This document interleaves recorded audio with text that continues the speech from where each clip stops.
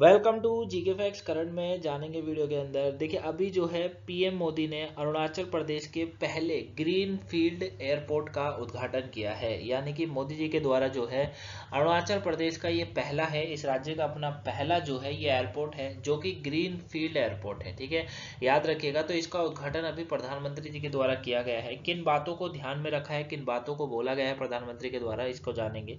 साथ में इसमें कितना खर्चा आया है और कितना महत्वपूर्ण है ये अरुणाचल प्रदेश राज्य के लिए, उसको जानेंगे।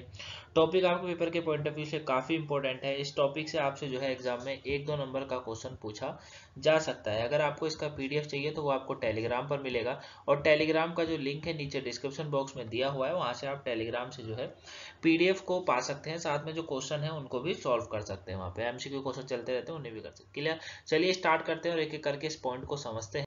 तो देखिए, पीएम मोदी के द्वारा ये करा गया है। अरुणाचल प्रदेश में पहला ग्रीन फील्ड एयरपोर्ट है जो कि डोनी पोलो हवाई अड्डा है। ठीक है, क्या है? डोनी पोलो हवाई अड्डा को राष्ट्र को अभी समर्पित किया गया है। ठीक है, याद रखिएगा। मतलब ये पूरी तरीके से निर्माण इसका हो गया है और अब जो है मोदी जी के द्वारा इसको राष्ट्र को समर्पित कर दिया गया है, यानी कि अरुणाचल प्रदेश को दे दिया गया है। क्लियर होगी बात? मोदी ने इस ग्रीनफील्ड एयरपोर्ट की आधारशिला जो है वैसे तो फरवरी 2019 में ही रख दी थी। कब रख दी थी? फरवरी 2019 में ही जो है इनके द्वारा इसकी आधारशिला रख दी गई थी। लेकिन इसे जो है रिकॉर्ड समय में बनाने की तैयारी की गई है। और अपने अरुणाचल दौरे के दौरान ही पीएम मोदी ने 600 मेगावाट के हाइड्रो पावर स्टेशन भी राष्ट्र को समर्पित किया है। और इस अवसर पर अरुणाचल प्रदेश के जो गवर्नर हैं बीडी मिश्रा, साथ में राज्य के मुख्यमंत्री हैं पेमा खांडू और केंद्रीय मंत्री हैं किरण रिजिजू, उन्हों के साथ जो है व्यक्ति ये सभी जो है उस समय मौजूद थे। ठीक है, कहने का तात्पर्य यह है कि फरवरी 2019 को इसकी आधारशिला रखी गई। इसमें एक रिकॉर्ड समय पर, जैसे होता है ना कि किसी भी चीज का निर्माण करा जाता है तो उसके लिए एक टाइम एरिया जो है, क्राइटेरिया, टाइम का जो क्राइटेरिया होता है उसको एक डिसाइड करा जाता है कि इतने से इतने में बन जाएगा। जैसे कि अगर बात करें ग्रीन उत्सर्जन गैस जो है, जिसको रोकने के लिए सरकार की तरफ से हर किसी का विश्व के अंदर एक लक्ष्य है कि 2030 तक ग्रीन जो गैस होती है, ग्रीन हाउस गैस जो होती है, उसका जो उत्सर्जन है वो जीरो कर देगी हर सरकार, हर देश की कंट्री। लेकिन अब होता है नहीं होता है। तो इसी तरीके से इसका भी एक क्राइटेरिया है जिसमें कहा जा रहा है कि रिकॉर्ड समय में बनाने की तैयारी की गई है। साथ में अरुणाचल प्रदेश दौरे के दौरान ही पीएम मोदी ने 600 मेगावाट के हाइड्रो पावर स्टेशन, ये याद रखिएगा, थोड़ा इंपॉर्टेंट बन जाता है कि 600 मेगावाट का जो है एक हाइड्रो पावर स्टेशन भी राष्ट्र को समर्पित किया गया है। अब इस अवसर पर अरुणाचल प्रदेश के सभी बड़े व्यक्ति जैसे बीडी मिश्रा, प्रेम खांडू और पेमा खांडू, साथ में केंद्रीय मंत्री हैं किरण रिजिजू, ये जो थे इस समय मौजूद थे। क्लियर है? एक तो आपको इसको याद रखना है। आगे बात करते हैं। अब यहाँ पर जो है जब इस एयरपोर्ट का उद्घाटन हुआ तो जाहिर सी बात है मोदी जी का भाषण भी हुआ।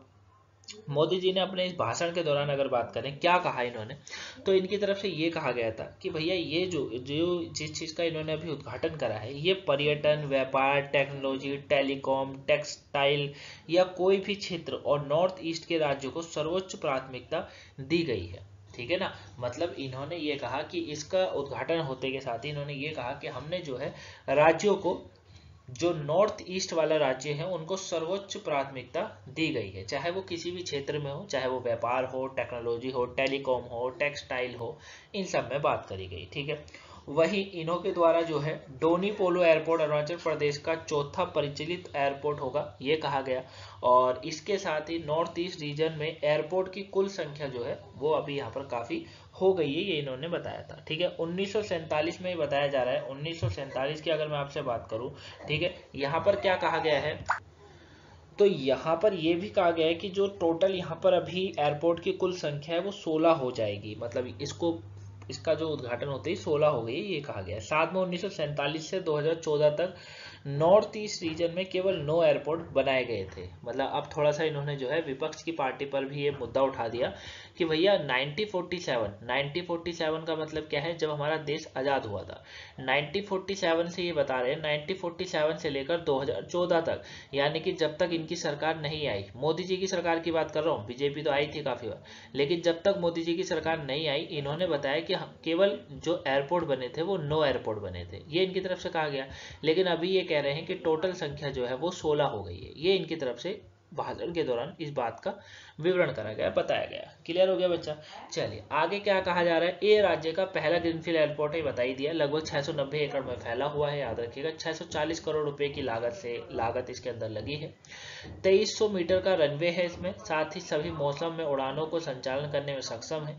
इसका टर्मिनल को अत्याधुनिक रूप से विकसित किया गया है और इस एयरपोर्ट की बिल्डिंग ऊर्जा दक्षता, नवीकरणीय ऊर्जा और संसाधनों की रिसाइकलिंग को बढ़ावा भी देती है। मतलब जैसे आप देखते हैं ना कि हर कोई जो एयरपोर्ट का निर्माण होता है उसमें क्या कहते हैं, ऊर्जा दक्षता, यानी कि आप ये कह सकते हैं कि जो सोलर पावर प्लांट है उनको जरूर लगाया जाता है ना, क्योंकि यहाँ पर भी बिजली बहुत होती है और धीरे धीरे यही करके जो है जो जीरो उत्सर्जन वाला जो लक्ष्य है वो भी हासिल हो सकता है अगर हर जगह सोलर पावर प्लांट का यूज कर दिया जाए। क्लियर है। अब आते हैं नॉर्थ ईस्ट में कनेक्टिविटी को मिलेगा बढ़ावा। ये मैंने स्टार्टिंग में भी समझा है, दोबारा समझ लेते हैं। इस एयरपोर्ट की मदद से बताया जा रहा है कि ईटानगर जो है उसके कनेक्टिविटी को और बढ़ावा मिलेगा। साथ ही अरुणाचल प्रदेश में पर्यटन, व्यापार के साथ साथ अन्य क्षेत्रों में आर्थिक विकास के नए आयाम जुड़ेंगे। जाहिर सी बात है, जब यहाँ इतना बड़ा एयरपोर्ट बन रहा है तो विदेशों में व्यापार बढ़ेगा, विदेशों से पर्यटन बढ़ेगा, ये सब चीजें यहाँ पर बढ़ती हैं। साथ में पूर्वोत्तर राज्यों में हवाई परिचालन जो है उसमें भी वर्ष 2014 के बाद से जो है बताया जा रहा है 113% की वृद्धि दर्ज की गई है। किसमें, हवाई परिचालन में। हवाई परिचालन मतलब आने जाने में, ठीक है ना, हवाई की उड़ान, तो उसमें भी बताया जा रहा है। साथ में 2014 में 852 प्रति सप्ताह से बढ़कर 2022 में एक 1817 प्रति सप्ताह तक पहुंच गया है। ऐसे प्रयास भारत के पूर्वोत्तर राज्यों के विकास के लिए अच्छे संकेत होते हैं। साथ में आगे आने वाले समय में पूर्वोत्तर राज्य अधिक से अधिक विकास कर पाएगा, ये इसमें कहा गया है। क्लियर है, यानी कि अरुणाचल प्रदेश अधिक से अधिक विकास कर पाएगा इसी तरीके से अगर चीजों को करता रहेगा तो। साथ में जो है इन्होंने जो है पीएम मोदी ने 8,450 करोड़ रुपए से अधिक की लागत से अरुणाचल प्रदेश के पश्चिम में कामेंगा जिले में कामेंगा हाइड्रो पावर स्टेशन का भी उद्घाटन करा है। किसका, हाइड्रो पावर स्टेशन का, ये एक इंपॉर्टेंट पॉइंट है। इन्होंने जो है यहाँ पर हाइड्रो पावर स्टेशन का भी उद्घाटन किया और 80 किलोमीटर से अधिक के क्षेत्रफल में ये फैला हुआ है। क्या, हाइड्रो पावर स्टेशन। ये प्रोजेक्ट बताया जा रहा है कि ग्रिड स्थिरता और एकीकरण के मामले में नेशनल ग्रिड को भी इसमें लाभ मिलेगा। क्लियर है। तो ये था पूरा टॉपिक। आई होप आप इस टॉपिक को अच्छे से जाने होंगे। अगर आपको वीडियो पसंद आई है तो लाइक, सब्सक्राइब, शेयर जरूर करिएगा। शेयर जरूर करिएगा ताकि वीडियो और भी लोगों को पहुंच सके और आने वाले सभी टॉपिकों को जान सके। क्लियर है। तब तक के लिए till and taken, thank you for watching guys. Video को लाइक, सब्सक्राइब, शेयर जरूर करिएगा। Thank you for watching, have a nice day, thanks for watching.